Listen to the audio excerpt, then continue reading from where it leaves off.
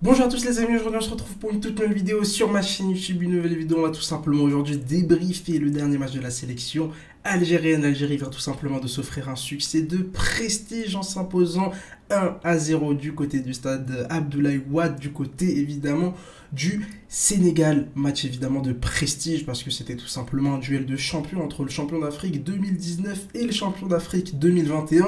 Et pour taquiner un peu mes amis sénégalais, je vais être obligé de le dire, comme d'habitude, l'Algérie a tout simplement battu le Sénégal. Les amis, on est parti comme d'habitude avec les tops et les flops de cette rencontre. On démarre tout simplement mon premier top avec évidemment Anthony Mandrea. C'est vrai que je suis quelqu'un qui a énormément milité ces dernières semaines, ces derniers mois, pour placer plutôt Mustapha Zerban en tant que gardien numéro 1. Pour moi, dans la suite logique, derrière Raïs Mboli, ça devait tout simplement être lui, le gardien numéro 1, après la carrière internationale tout simplement de Raïs Mboli. En l'absence de Raïs Mboli, Djamel Belmadi a tout simplement décidé de faire un choix. Voilà, on a enfin un numéro 1. On sait qu'il avait envie, avant de démarrer la Coupe d'Afrique des Nations, d'établir tout simplement une hiérarchie entre Zerba et Mandrea. La saison dernière, les deux ont pas mal alterné. Et bien durant cette trêve internationale, on a eu tout simplement un seul gardien qui a joué les deux matchs face à la Tanzanie et face au Sénégal.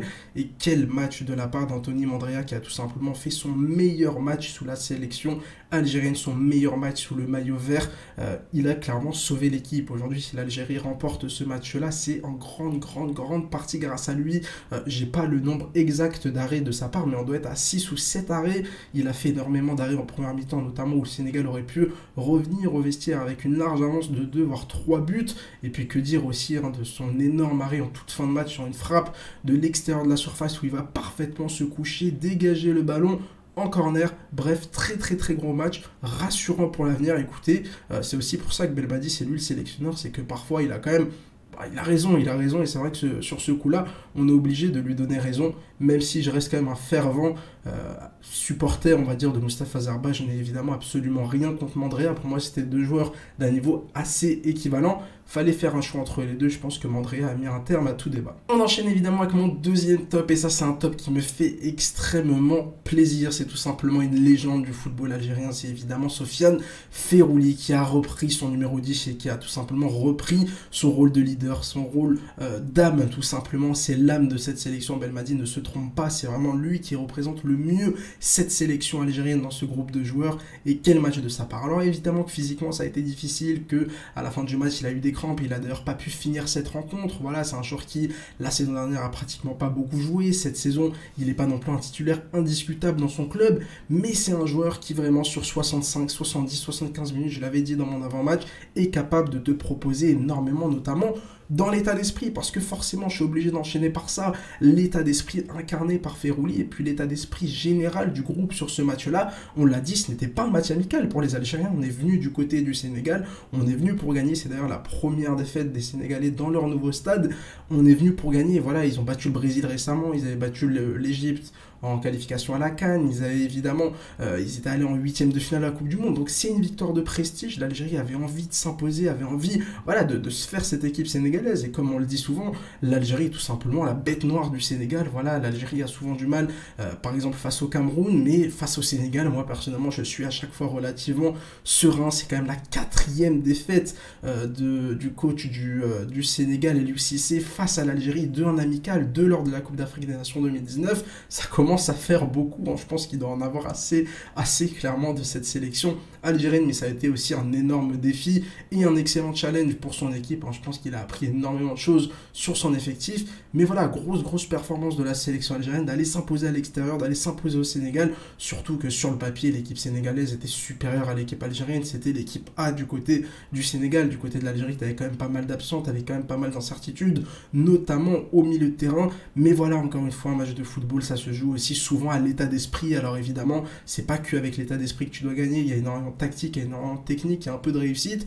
Mais écoutez, faut avoir plus envie que l'adversaire. Et aujourd'hui, vraiment, j'ai vraiment apprécié cet état d'esprit des joueurs qui voulaient gagner, des joueurs qui avaient vraiment la rage de vaincre, tout simplement. On l'a vu sur la fin de match, on l'a vu avec Nouri, on l'a vu Amoura aussi se battre sur les derniers ballons. Vraiment, il y avait une vraie envie d'aller chercher cette victoire et forcément ça a été incarné par Sofiane Ferrouli. Beaucoup de gens critiquent quand on rappelle des joueurs de plus de 30 ans, mais écoutez, moi Sofiane Ferrouli, même s'il a 32, 33, 34 ans, franchement, j'en ai strictement rien à faire. Il y a un moment donné, il n'y a qu'une seule vérité, c'est le terrain. Si sur le terrain, tu es performant, peu importe ton âge, comme dirait Kylian Mbappé, moi, tu ne me parles pas d'âge. 18 ans pour Boanani, 33, 34, 35 ans pour Sofiane Ferrouli, j'ai pas son âge exact en tête. Je m'en fiche. Il y a les meilleurs qui doivent jouer, il y a surtout ceux qui ont le plus envie, parce que clairement, la performance de Ferrouli aujourd'hui, elle aurait été très intéressante. On enchaîne tout simplement avec un autre top, c'est tout simplement les latéraux, Ait Nouri, Youssef Attal. Je peux vous dire que si les deux ne se blessent pas, on est tranquille pour les 10 prochaines années. On est tranquille pour les 10 prochaines années. Alors peut-être pas, allez, on va dire pour les 5 prochaines années. Ait Nouri, c'est du très haut niveau à gauche. Youssef Attal, c'est du très haut niveau à droite. Des mecs rapides, des mecs qui sont aussi bons défensivement, qui ont fait, je trouve, un bon match défensivement. Des mecs qui sont capables d'apporter offensivement par la course parce qu'ils sont super rapides, mais aussi balle au pied parce qu'ils ont quand même une technique très intéressante.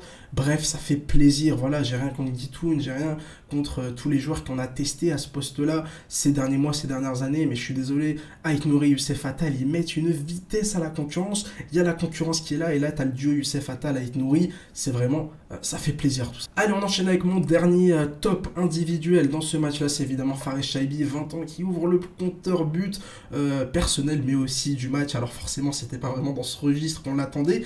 Match quand même relativement intéressant de la part de Fares Chaibi, qui a joué vraiment numéro 10 aujourd'hui, derrière Bardad Bounedjah. Évidemment, c'est pas encore parfait, mais il aura quand même fait un excellent match. Et puis, c'est vrai que depuis qu'il est arrivé en provenance de Toulouse, depuis qu'il est arrivé en sélection algérienne, c'est un joueur qui ne cesse de progresser. C'est un joueur qui, voilà, encore une fois, il perd cette timidité, il y a cette personnalité qui commence à s'installer. Et je suis convaincu que cette saison, du côté de l'Eintracht Francfort, il va énormément progresser. Et c'est forcément un joueur qui va énormément compter à l'avenir pour la sélection algérienne. Allez, les amis, on va tout simplement enchaîner avec les flops, parce que forcément, dans ce match-là, tout n'a pas été rose. Voilà, tu t'imposes quand même globalement difficilement face au Sénégal, un victoire 1-0, tu peux remercier ton gardien. Alors évidemment que certains vont me dire, voilà, une victoire face au Sénégal, c'est une victoire qui est quand même à prendre, c'est un gros d'Afrique, c'est bon pour la confiance, et là-dessus je suis absolument d'accord. Maintenant on est aussi là quand même pour voir un peu plus loin que le résultat, sinon ça sert à rien de regarder les 90 minutes, moi je sors mon téléphone à la fin du match, je regarde le score, et ça me suffit. Non, on a regardé le match, il y a eu quand même pas mal de choses qui personnellement ne m'ont pas plu, en commençant tout simplement par le match de Zerouki. Pour moi, je le dis maintenant honnêtement, Zerouki n'a plus rien à faire en sélection algérienne. Je l'avais déjà pas mis dans ma liste, c'est vrai qu'il y a quelques jours j'avais fait ma liste des 23 pour ce regroupement avec cette double confrontation face à la Tanzanie et face au Sénégal. J'avais décidé moi personnellement de ne pas le convoquer. Belmadi l'a convoqué, Belmadi l'a titularisé face au Sénégal, c'est à dire que pour Belmadi, Zerouki compte encore énormément et tout simplement pour lui un titulaire indiscutable.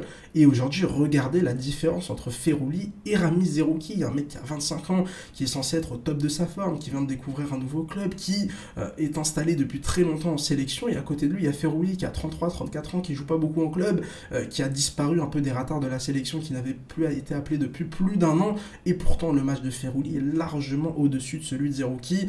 Encore une fois, Zerouki, ça manque d'impact au milieu de terrain, encore une fois Zerouki c'est frileux, encore une fois Zerouki il préfère à chaque fois se cacher quand l'équipe a le ballon. Moi j'ai une image en tête qui me vient en deuxième mi-temps, il y a Anthony Mandrea qui a le ballon dans les mains, il cherche une relance, et vous avez Zerouki qui court dos au jeu, c'est-à-dire, enfin dos à Anthony Mandrea, je sais pas si vous voyez ce que je veux dire, c'est-à-dire que Zerouki, Mandrea a le ballon dans les mains, au lieu de tout de suite se démarquer, demander le ballon, non, on a Zerouki qui est en train de trottiner et qui préfère tout simplement se replacer sans même regarder son gardien, sans même regarder le ballon. On a l'impression que le mec est complètement déconnecté lorsque l'équipe a la balle, et puis lorsque l'équipe n'a pas la balle, ça manque d'agressivité, ça manque d'impact physique, et pour moi malheureusement Zerouki c'est un joueur qui n'a plus grand chose à faire en sélection. Quand Benasser, quand Oussem Aouar, quand Ben Taleb vont revenir, quand Boudaoui va jouer avec le GC Nice, quand Adem Zorgan et Kadri vont s'imposer définitivement du côté de la Belgique et peut-être un jour avoir la confiance totale de Jamel Belmadi, je pense que Zerouki ne sera plus convoqué en sélection nationale. Le milieu de terrain, il y a énormément de concurrence. Alors évidemment, il y a des joueurs qui ont un peu tué leur carrière ces dernières semaines en faisant des choix quand même plus que douteux sportivement. On peut penser à Victor Lekhal qui est parti du côté du Qatar, ou encore à Aris Belkebla qui est parti en deuxième division saoudienne. Certes, tu as des joueurs qui ont fait des choix de carrière assez chelous et qui sont pour moi éliminatoires pour la suite de leur carrière en équipe nationale, mais il y a quand même encore une fois énormément de concurrence. Donc vraiment pour moi un match complètement raté de la part de Zerouki. On va tout simplement enchaîner avec le capitaine de cette équipe, Riyad Mahrez. Alors évidemment, On va parler de ce qui a été bien, la passe décisive. Voilà, faut le dire aujourd'hui sur les coups de pied arrêtés, Riyad Mahrez a été excellent. Son pied gauche est magique, on le sait, énorme qualité technique, énorme qualité tout court avec ce pied gauche. La passe décisive, elle est absolument parfaite pour Fares Chaibi. Mais maintenant, je suis désolé les amis, dans le contenu, c'est pas suffisant dans le contenu. C'est un joueur qu'on n'a absolument pas vu. Le jeu a énormément penché à gauche et puis quand il vient à droite, Riyad Mahrez, voilà, là aussi j'ai une image de lui en deuxième mi-temps. Il y a une contre-attaque, le mec il préfère quoi? Il préfère tourner sur lui-même, récupérer une faute au milieu de terrain plutôt que de jouer vite avec Saïd Benrahma, avec Bardad Bounedjah. Match quand même assez décevant je trouve dans le contenu, encore une fois, de Riyad Mahrez. On est loin du Riyad Mahrez il y a 4-5 ans qui était capable, voilà, d'être présent dans le match, de se procurer des occasions. Aujourd'hui je sais même pas si Riyad Mahrez a tiré dans ce match-là, c'est pour vous dire à quel point son match a été quand même globalement assez fantomatique. Alors évidemment il a été bien défendu, évidemment que Riyad Mahrez c'est un joueur spécial, donc défensivement les adversaires vont faire un peu plus attention à lui qu'à un Fares Chaibi, qu'à un Saïd Benrahma, qu'à un Sofiane Ferrouli, etc., etc. Il va libérer de l'espace pour les autres, il va être capable aussi de s'effacer un peu pour laisser Youssef Attal, etc., etc., avoir un peu plus d'espace. Mais j'en attends plus, c'est censé être la star. Et moi je suis convaincu qu'aujourd'hui un Bouanani, je suis convaincu qu'un Adamounas aurait peut-être un peu plus apporté parce que c'est des joueurs qui sont plus virevoltants, c'est des joueurs qui évidemment sont plus jeunes, donc peut-être que voilà, physiquement c'est plus facile pour eux d'aller faire des petits gris-gris, d'aller tenter des petits dribbles au sein de la défense sénégalaise. Mais encore une fois, moi je reste quand même assez déçu du Riyad Mahrez qu'on a en sélection depuis 2 voire peut-être même 3 ans. Voilà, franchement ça fait 1 an et demi, 2 ans facile que Riyad Mahrez est assez moyen en sélection. Et malheureusement, on l'a perdu, j'ai l'impression. Allez, on va tout simplement enchaîner avec mon dernier flop. Enfin, pas tout à fait, je vais évidemment parler de Bardad Bounedjah. Match très compliqué de Bounedjah. Moi, au début, j'allais être, on va dire, assez sympa avec lui, j'allais pas le mettre dans mes flops, mais il y a eu trop de situations offensives, trop de transitions qui ont été absolument mal jouées de sa part. D'abord, en première mi-temps, tu as un 3 contre 2 à jouer, il y a Mahrez, Zerouki, Bounedjah. Comment tu fais pour la donner à Zerouki à gauche alors que Mahrez est tout seul à droite et qu'en plus de ça, il se serait retrouvé sur son pied gauche? Là, déjà, sur cette action, pour moi, Bounedjah a fait absolument n'importe quoi. Il aurait dû fixer un peu plus longtemps les deux défenseurs. Il a donné au dernier moment à Riyad Mahrez, ça aurait été quand même le choix le plus logique. Même en deuxième mi-temps, il y a aussi une transition, il fait absolument n'importe quoi. Compliqué physiquement, mais encore une fois, c'est un joueur qui a eu quand même pas mal de pépins physiques sur ce début de saison, pardon, et qui, voilà, il n'a pas énormément joué avec Al Saad. Encore une fois, physiquement, il y a beaucoup de joueurs, il y a d'énormes inégalités en fait, des joueurs qui ont beaucoup joué, des joueurs qui n'ont pas beaucoup joué, et donc forcément, c'est difficile de tous les juger pareil, mais quand même, match assez décevant de Bounedjah, et c'est vrai que je suis quand même assez inquiet.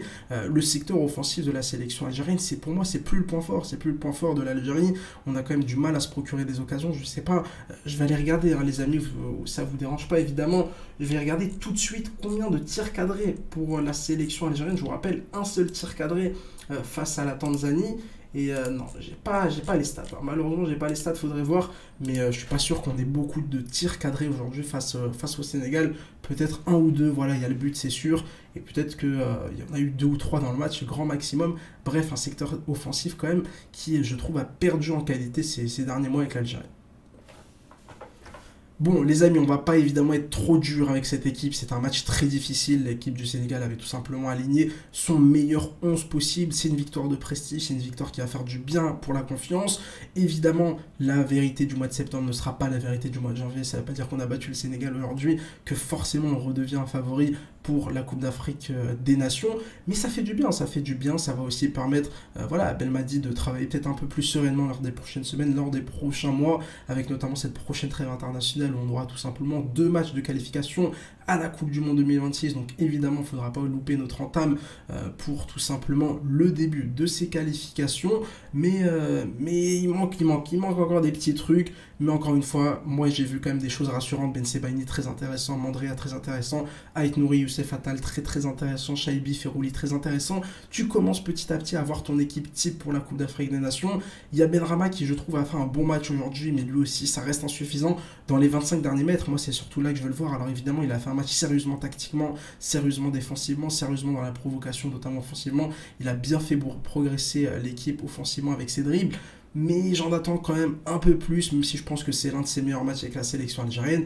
Mais encore une fois, voilà, ce secteur offensif m'inquiète énormément. L'Algérie qui n'a pas marqué 3 buts en match officiel depuis pratiquement 2 ans. C'était une victoire il y a 2 ans, au mois de novembre 2021 face à Djibouti. Évidemment que j'attendais pas le match face au Sénégal ce soir pour en mettre 3. Mais encore une fois, tu t'es procuré quand même relativement peu d'occasions. même si évidemment tu te contenteras de cette belle victoire quand même, faut le dire. L'Algérie a remporté vraiment un beau match aujourd'hui, il fallait le faire. Il n'y en a pas beaucoup qui ont battu le Sénégal 3-4 fois ces dernières années, et bien c'est tout simplement le cas de l'Algérie. Voilà les amis, pour cette petite vidéo, j'espère que ce débrief vous aura plu. N'hésitez pas à mettre un petit like et à vous abonner pour ne pas louper les prochaines vidéos. N'hésitez pas à me suivre sur Twitter pour tranquillement parler football. Ciao ciao les amis.